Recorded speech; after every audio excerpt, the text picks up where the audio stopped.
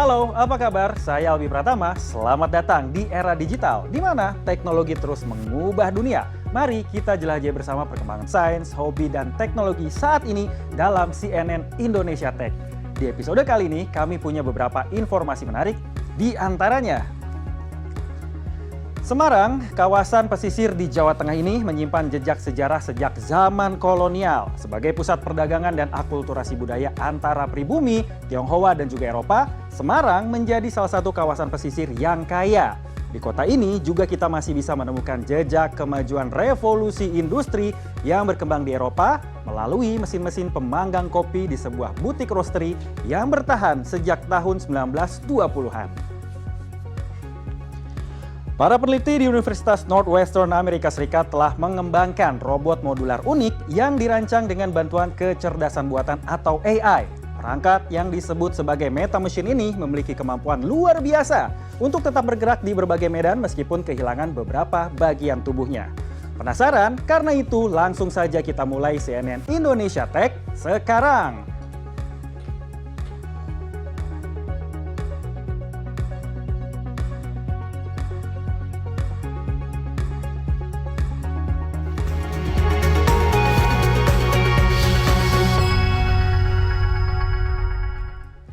Sebanyak 1.500 drone menghiasi langit kota Surabaya dalam perayaan ulang tahun ke-8 PUBG Mobile pada Sabtu malam. Selain memecahkan rekor muri dengan kategori drone terbanyak, atraksi ini juga terbilang unik karena menampilkan berbagai macam karakter dari ikon PUBG secara presisi.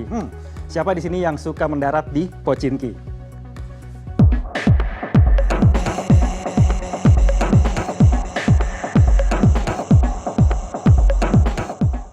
Kota Surabaya dipilih menjadi pusat perayaan 8 tahun perjalanan PUBG Mobile di Indonesia.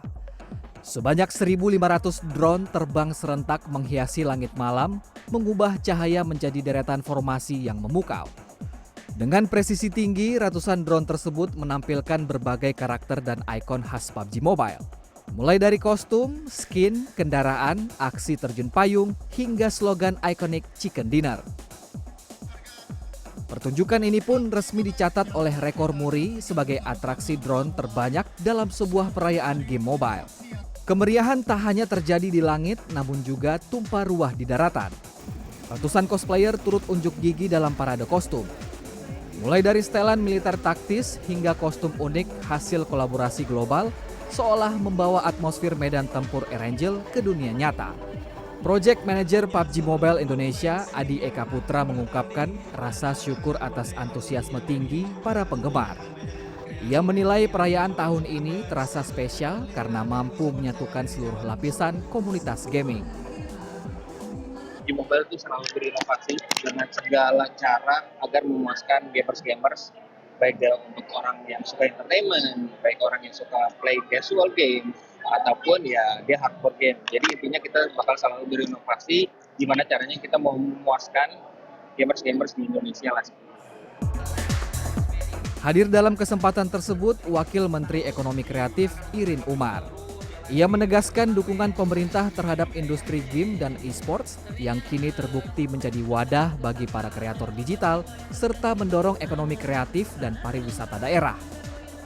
Jadi ini pembuktian bahwa industri games, industri e-sports ini adalah satu industri baru yang merupakan new engine of growth untuk ekonomi Indonesia. Dan kita punya bonus demografisnya adalah gamers-gamers Indonesia banyak sekali. Gamers Indonesia itu salah satu yang paling besar, top 2 ya, top 2 di seluruh dunia, after China kan. Jadi kalau misalnya kita mengalihkan bukan hanya bermain games, tapi juga bisa mengembangkan digital assets, bikin konten-konten, kan teman-teman kita jago banget ya bikin konten ya. Maka Indonesia will be on the map menjadi yang kita bisa teruskan. Kemeriahan ulang tahun ke-8 ini kian lengkap dengan digelarnya nonton bareng babak Grand Final PMPL Indonesia.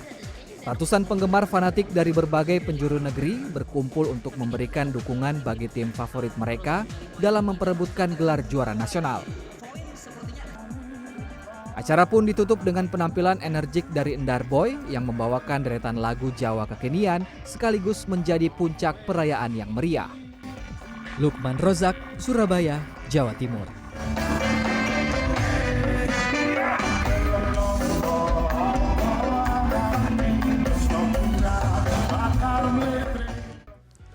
Indonesia kini mulai memberlakukan aturan ketat dalam membatasi akses anak-anak terhadap media sosial dan juga game online atau daring.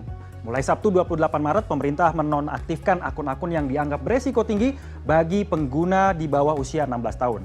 Kebijakan ini diambil untuk menekan resiko kecanduan, perundungan cyber, hingga paparan konten berbahaya yang kian mengkhawatirkan para orang tua.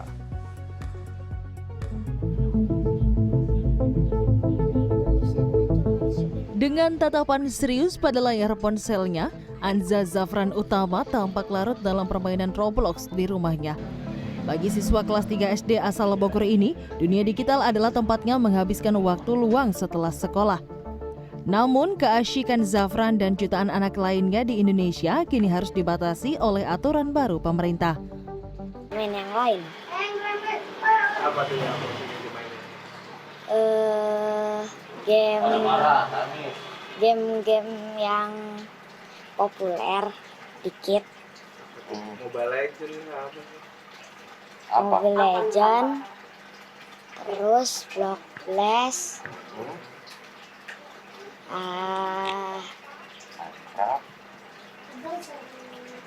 YouTube. Ibunda Zafran dan Bima, Andi Nadwi, menjadi salah satu orang tua yang mendukung penuh pengetatan ini. Ia menilai paparan dunia maya tanpa pengawasan ketat telah membuat anak-anak seringkali kehilangan kontrol terhadap waktu. Setuju banget ya, karena kalau udah main Roblox tuh kayak susah, kayak waktu tuh kayak itu lupa waktu gitu. Kalau untuk tidak main sama sekali sih nggak bisa ya, karena sekarang udah zamannya digital gitu. Jadi kalau misalnya main yang sekiranya saya mengerti aja, kayak Mobile Legends, saya ngerti permainan itu gitu. Jadinya kayak PUBG juga saya ngerti main itu. Jadi it's okay lah nggak main main itu nggak apa-apa gitu. Tapi kalau misalnya sekiranya permainan yang saya nggak ngerti itu saya khawatir gitu. Pemerintah melalui Kementerian Komunikasi dan Digital telah mengidentifikasi sejumlah platform berisiko tinggi mulai dari Instagram, TikTok, hingga Roblox. Aturan ini mewajibkan penyedia layanan untuk menerapkan batas usia minimal 16 tahun. Di Jakarta, reaksi serupa juga datang dari Andaru Brahma Satria. Siswa kelas 5 SD ini merasa sedikit kecewa karena kehilangan akses pada konten kegemarannya. Sedih sedikit aja sih, karena biasanya kan kalau di YouTube itu aku nontonnya nggak nonton yang aneh-aneh, aku nontonnya yang biasa-biasa aja. Jadi aku udah nggak bisa nonton itu lagi. Kebijakan yang berlaku mulai 28 Maret ini menjadi langkah tegas Indonesia dalam memperkuat kerangka perlindungan anak di dunia maya. Platform besar seperti X dan Roblox telah menyatakan kesediaannya untuk mematuhi hukum Indonesia dengan meningkatkan fitur keamanan serta verifikasi usia pengguna. Semarang, kawasan pesisir di Jawa Tengah ini menyimpan jejak sejarah sejak zaman kolonial. Sebagai pusat perdagangan dan akulturasi budaya antara pribumi, Tionghoa dan juga Eropa, Semarang menjadi salah satu kawasan pesisir yang kaya. Di kota ini juga kita masih bisa menemukan jejak kemajuan revolusi industri yang berkembang di Eropa melalui mesin-mesin pemanggang kopi di sebuah butik roastery yang bertahan sejak tahun 1920-an. Nantikan informasinya usai jeda berikut, tetaplah di CNN Indonesia Tech.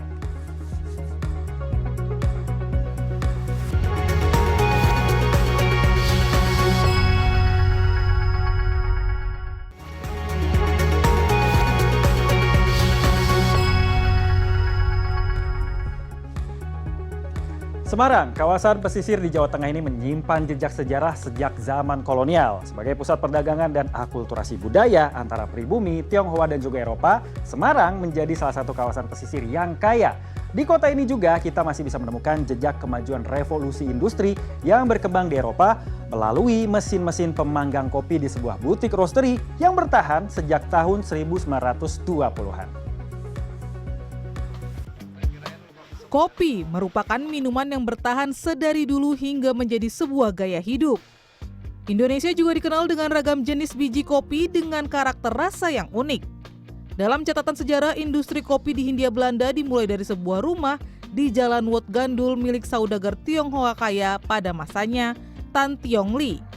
Dengan merek dagang Margorejo yang artinya jalan kemakmuran, Tang Tiong Li mengekspor lebih dari 60% kebutuhan kopi untuk Eropa. Ini saya seperti masuk ke mesin waktu yang membawa saya kembali ke zaman dulu melihat mesin-mesin yang pada zaman itu, pada zaman penjajahan Belanda adalah mesin-mesin yang modern karena ini sudah menggunakan listrik. Dan konon katanya pabrik ini yang mensuplai lebih dari 60% kebutuhan kopi di seluruh Eropa dari Semarang. Menurut Asrina Ulin Nuha, seorang peneliti sejarah masyarakat Tionghoa, mesin-mesin kopi milik keluarga Tan Tiong Li ini merupakan saksi sejarah kemajuan industri di Hindia Belanda. Karena mesin ini merupakan mesin buatan Eropa pertama yang menggunakan listrik dan menjadi cikal bakal mesin-mesin pengolah kopi modern saat ini. Jadi dalam sudut pandang orang yang suka sejarah dan suka kopi, ini berlian. Kami pernah kedatangan tamu, beliaunya arkeolog, beliau bilang ini sudah termasuk sebagai artefak industri. Terlepas dari dunia kopi, ini adalah artefak yang berharga untuk kebangkitan industri. Jadi saat itu di tahun-tahun awal 1900-an kan memang industrialisasi sedang berkembang, termasuk di sini gitu. Dan ini ada di sini, jadi otomatis ini berlian gitu. Ulin juga mengatakan jika roda ekonomi Semarang pada masa kolonial ditopang dari kopi-kopi milik Margorejo yang diimpor ke Eropa. Bahkan pada saat Perang Dunia, pemerintah kolonial meminta keluarga Tan Tiong Li memprioritaskan pengiriman kopi untuk pasukan VOC. Kini pusat pengolahan kopi ini berganti nama menjadi Dharma Boutique Roastery dan dikelola oleh Widayat Basuki Darmo Wiono, generasi ketiga dari Tan Tiong Li. Di sini pula para pengunjung bisa menikmati kopi dari penjuru Nusantara di Taman Asri di sebuah bangunan klasik. Awalnya kami kan ke Semarang, terus karena sekarang kan udah viral AI itu, jadi kami minta rekomendasi itinerary pakai AI. Nah, salah satunya direkomendasiin ke tempat ini juga. Susah tidak dapat tempat ini?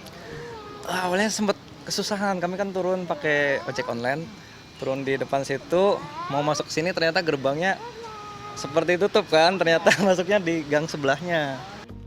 Selain Gunawan, tempat ini juga menjadi rujukan bagi pemandu turis asing yang ingin memperkenalkan tidak hanya kopi enak, tapi juga sejarah panjang perekonomian di masa penjajahan.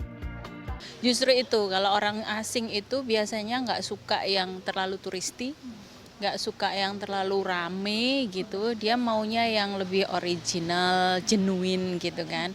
Ini kan bagus, waktu saya nunjukin tadi juga jalan-jalan ke Pasar Johar, terus kesininya ada Chinatown, terus ini situasi lokalnya bagus, dan ada tempat-tempat yang heritage, di dalamnya juga nggak banyak orang, itu menunjukkan bahwa ini mayoritas juga orang kita gitu kan, menunjukkan bahwa ini bukan tempat turisti. Dan pilihannya juga banyak, menunjukkan kalau emang kita itu penghasil kopi yang beneran loh gitu. Sebagai generasi ketiga, Widayat Basuki Darmo Wiono atau yang disapa Basuki masih terus mempertahankan ciri khas keluarganya dalam mengelola kopi, termasuk menceritakan sejarah industri kopi di Semarang kepada para pengunjung. Sebelum saya mau menikmati kopi, bisa diceritakan tidak Pak sejarahnya seperti apa sih? Oke, pertama kan perusahaan kopi ini atau penyanggaraan kopi ini didirikan oleh kakek saya di Bandung, di Cimahi. Nah, kemudian pada tahun 1915. Kemudian pada tahun 24 atau 24 pertama itu sebenarnya beliau memutuskan, jadi 9 tahun setelah buka di Bandung ya, kemudian beliau memutuskan untuk memindahkan kembali perusahaan kopi ini ke Semarang, ke tempat asalnya. Kan beliau asalnya dari Semarang juga, dari rumah ini tahun 24, tapi tidak di Jalan Jalur Barat ini, tapi pertama pindah di Jalan Dr. Cipto. Nah ini apa ini Pak? Ini dokumen ini adalah kopi dari permohonan yang beliau ajukan. Ini kan ada tulisannya Tan Tiong Li di Bandung. Ini nama kakek Bapak yang ini? Kakek, ya ini kakek. Nah, beliau mengajukan permohonan ini ketika masih bertempat tinggal di Bandung ketika itu. Ya. Nah, permohonan ini diajukan pada tanggal berapa ini? 3 April 3 April 24. Oh, ya. Ya. Sejarahnya panjang sekali ya Pak. Nah, ini membuat tempat ini masih eksis sampai sekarang, sampai ke generasi ketiga dan kemungkinan akan generasi selanjutnya ya Pak ya. Itu tantangannya apa sih Pak? Karena ini kan termasuk bagian dari cagar budaya ya. Ya, betul. Saya itu berusaha untuk tetap mempertahankan ciri-ciri vintage-nya, ciri antiknya gitu ya. Dan sepanjang ini ya tetap berhasil. Jadi kami juga walaupun mengikuti metode-metode yang baru, tetapi kami masih sedapat mungkin menggunakan mesin-mesin yang lama. Kami tidak memakai atau menjual yang kopi yang hasil impor. Semuanya lokal Indonesia. Jadi memang ternyata dari dulu sejak tahun 20-an Indonesia sudah terkenal dengan kopinya dan ini dibuktikan dengan masih adanya roastery atau tempat sangrai kopi tertua yang ada di Semarang. Irene Wardani, Ilham Aji, Semarang, Jawa Tengah. Para peneliti dari Universitas Northwestern Amerika Serikat telah mengembangkan robot modular unik yang dirancang dengan bantuan kecerdasan buatan alias AI. Perangkat yang disebut sebagai Meta Machine ini memiliki kemampuan luar biasa untuk tetap bergerak di berbagai medan meskipun kehilangan beberapa bagian tubuhnya. Inovasi ini menjadi langkah penting menuju penciptaan mesin yang lebih tangguh dan mampu beradaptasi secara mandiri terhadap kerusakan fisik yang tidak terprediksi.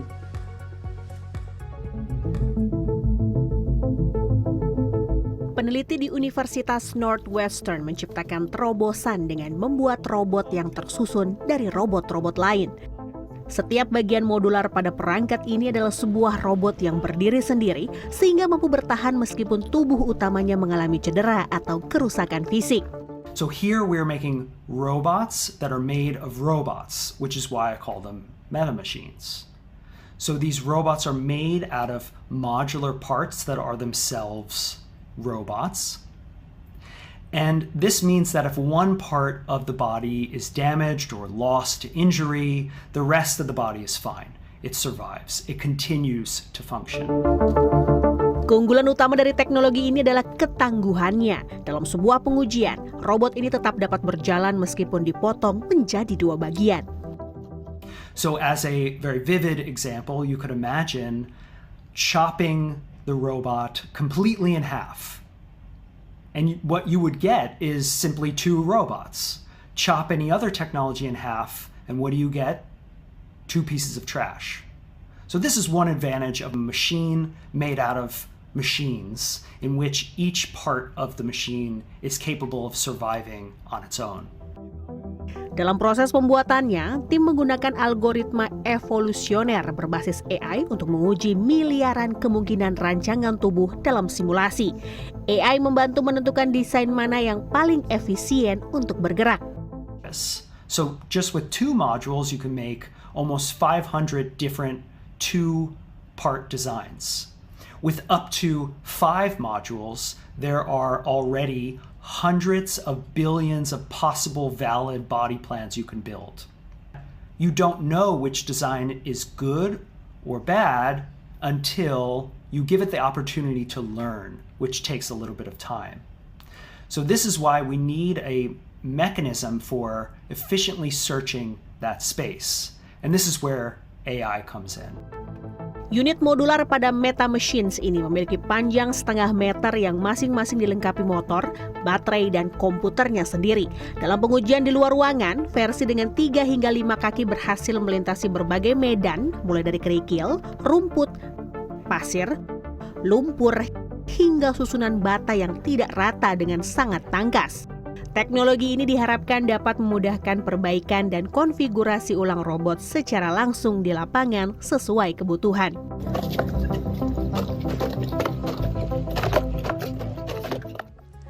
Ajang Mobile World Congress 2026 di Barcelona kembali menghadirkan kejutan lewat teknologi yang tidak biasa. Sebuah perangkat bernama PetPhone memperkenalkan sebagai smartphone khusus untuk hewan peliharaan. Inovasi ini memungkinkan komunikasi 2 arah antara pemilik dan hewan kesayangan, sekaligus menjadi solusi bagi para pemilik yang sering merasa cemas saat harus meninggalkan peliharaan mereka di rumah. Nantikan informasinya usai jeda berikut, tetaplah di CNN Indonesia Tech.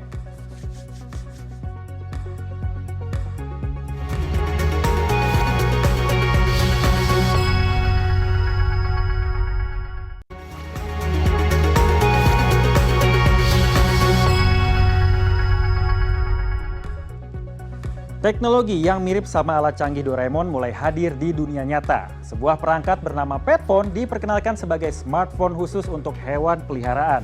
Inovasi ini memungkinkan komunikasi dua arah antara manusia dengan hewan kesayangan sekaligus menjadi solusi bagi para pemilik yang sering merasa cemas saat hewan peliharaan sedang sakit atau harus meninggalkan mereka di rumah. Pada Selasa 3 Maret, GloCalMe memamerkan Petphone pada ajang Mobile World Congress di Barcelona. Perangkat yang dipasang pada kalung ini dirancang untuk memungkinkan interaksi suara dua arah antara pemilik dan hewan peliharaan. Petphone dilengkapi dengan fitur pengenalan perilaku yang mampu mendeteksi gonggongan atau tanda-tanda kegelisahan pada hewan. That's the pet phone and the pet camera. So this can enable pet call people. If they're happy, if they don't happy, we can make this happen. Like people use the smartphone, bring people into a new era of life. Selain komunikasi suara, pengguna juga dapat memantau lokasi hewan secara real-time melalui teknologi GPS, Wi-Fi, dan Bluetooth. Perangkat ini juga memiliki kamera terintegrasi yang memungkinkan pemilik melihat kondisi sekitar hewan secara langsung. Dalam sebuah demonstrasi, CEO Chow Hee-chen menunjukkan bagaimana lompatan hewan dapat memicu panggilan otomatis ke ponsel pemiliknya. Simulation about the pet jump 3 times. Yeah, you can simulate a call. So we can accept. You can automatically accept. So, hello, can you hear me, my dear cat? So let's work. GloCalMe menyatakan bahwa Petphone juga mengintegrasikan fitur pelacakan kesehatan untuk memantau kondisi fisik hewan.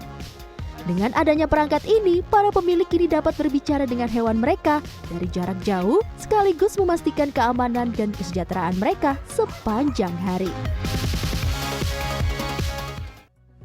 Pemerintah di seluruh dunia kini tengah meningkatkan upaya untuk menjauhkan anak di bawah umur dari jejaring sosial dan juga layanan daring dewasa lainnya. Australia menjadi pelopor dengan larangan pada akun media sosial remaja. Langkah ini pun diikuti oleh negara-negara di Eropa, Brazil hingga Amerika Serikat. Peningkatan teknologi verifikasi usia seperti analisis wajah dan juga biometrik menjadi kunci utama dalam menerapkan aturan ketat ini.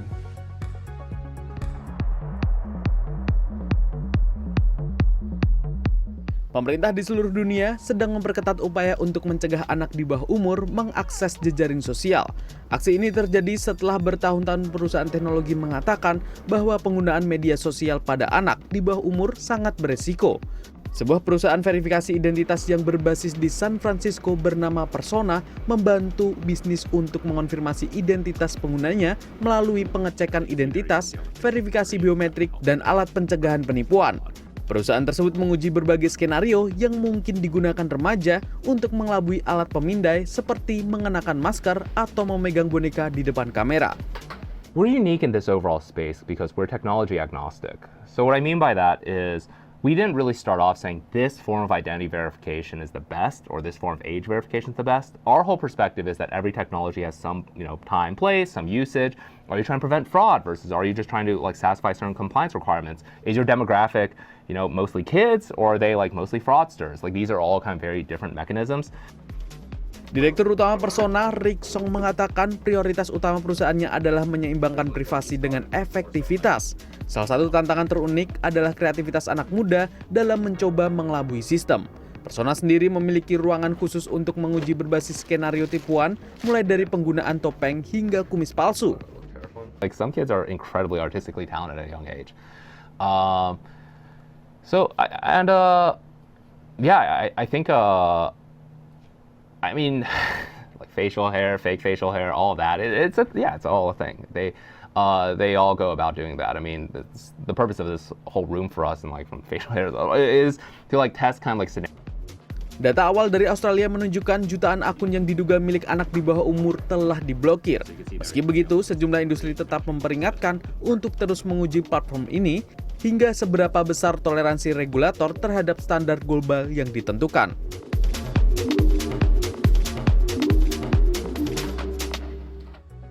Dan informasi tersebut menutup CNN Indonesia Tech kali ini. Saya Albi Pratama, pamit undur diri. Sampai jumpa minggu depan. CNN Indonesia menghubungkan Anda dengan inovasi terbaru.